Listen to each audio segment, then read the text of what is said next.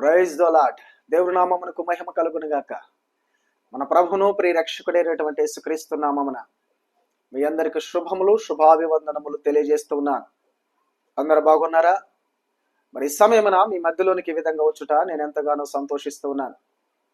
ఈనాడు మనం మాట్లాడుకోబడేటువంటి అంశము యాకోబు పొందినటువంటి 3 రకాల అనుభూతులేంటి అనేటువంటి అంశాన్ని ధ్యానించాలని ఆశపడుతూ ఉన్నాను. రండి, ఆలస్యం చేయక పరిశుద్ధ లేఖన భాగంలోనికి వెళ్దాం.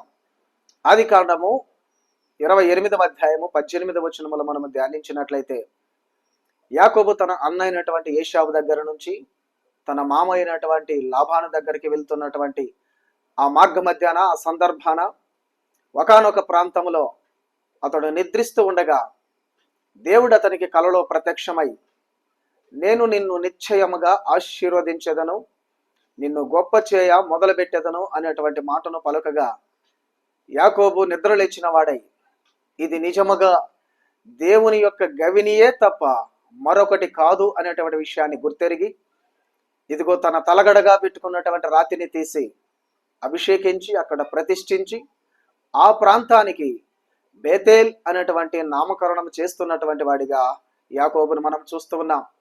బేతేల్ అనగా దేవుని యొక్క మందిరం. అనగా యాకోబు పొందినటువంటి మొదటి అనుభూతి దేవుని యొక్క మందిరము అనేటువంటి అనుభూతిని పొందినటువంటి వాడిగా మనం చూస్తున్నాం.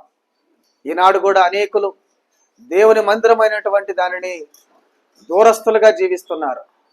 దేవుని మందిరములకు దూరముగా పారిపోయేటువంటి వారిగా ఉన్నారు. ఒకసారి ఆలోచన చేద్దాం. మరి యాకోబు ఆశీర్వదించబడడానికి మొదటి కారణం ఇదిగో దేవుని మందిరాన్ని గుర్తెరిగినటువంటి వాడిగా మనం చూస్తూ ఉన్నాం.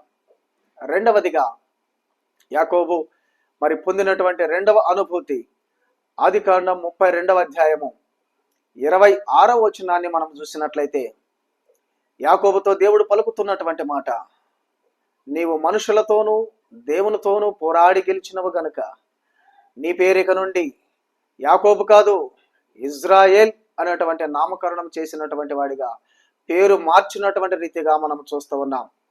అనగా మనుషులతో జయించాడు, తన యొక్క దేవునితో కూడా గెలిచినటువంటి వాడిగా యాకోబును మనం ఇక్కడ చూస్తూ ఉన్నాం. అనగా దేవునితో పోరాడేటువంటి వాడు ఇజ్రాయేల్. అనగా దేవునితో పోరాడేటువంటి వాడు, అనగా దేవుణ్ణి ప్రార్థించేటువంటి వాడు, దేవునితో సమయాన్ని గడిపేటువంటి వాడు, దేవుని పాదాలు పట్టుకొని గోజాడేటువంటి వాడు. మరి ఇజ్రాయేల్ అనేటువంటి అనుభూతి, దేవునితో పోరాడేటువంటి అనుభూతి నీకున్నదా సోదరుడి, సహోదరుడా? ఒక్కసారి ఆలోచన చేసుకో. మూడవదిగా యాకోబు పొందినటువంటి 3వ అనుభూతి ఏంటనగా, ఇదిగో అతడు పెనుయేల్ అనేటువంటి అనుభూతిలోనికి వస్తూ ఉన్నాడు.